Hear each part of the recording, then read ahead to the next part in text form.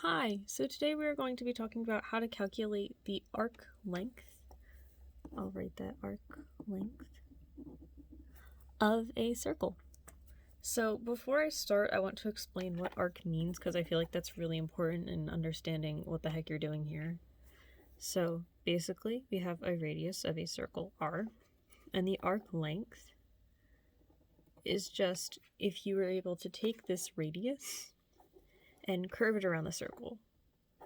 And you can do this about 6 times before hitting your starting point again.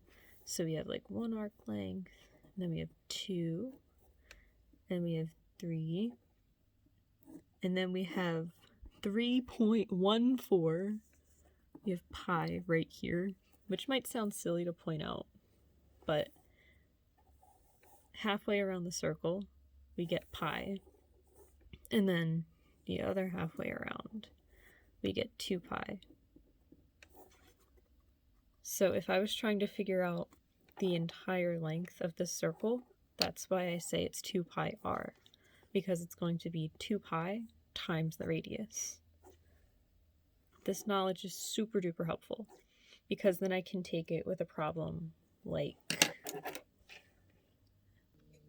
your radius is 14 inches. I'm pretty sure that's focused. Yeah. So then what is the arc length at pi over 4?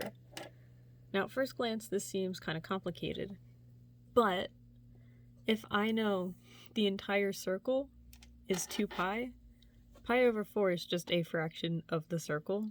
So all I have to do, if they give me something like this and it's not in degrees, it's in pi over something, it's in radians, is just multiply it. So I know my radius is 14, so I'm just going to take pi over 4 and multiply it by 14. And 14 divided by 4 is a number.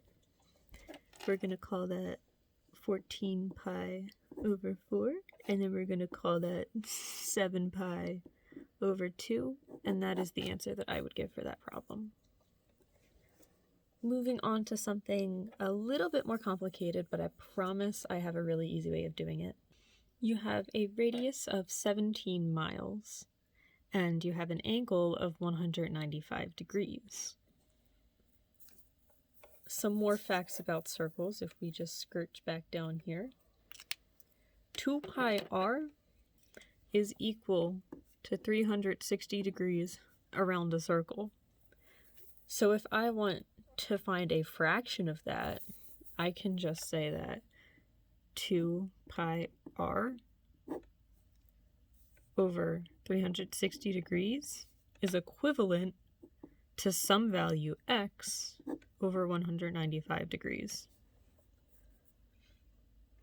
This is, we call it sometimes our holy ratio,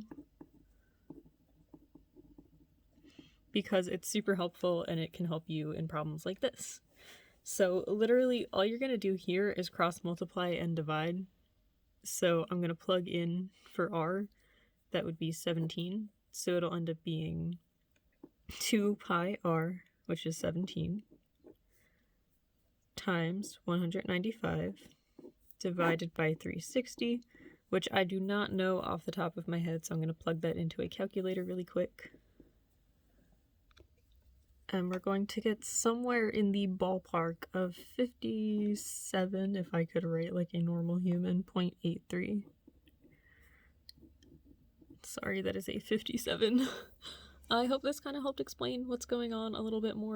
If you have questions, this part of trigonometry is my favorite part of trigonometry, so feel free to comment down below or just ask me if you have my personal contact information. And I hope you're having a great day, and I hope you kind of understand what's going on in math a little bit more. Bye!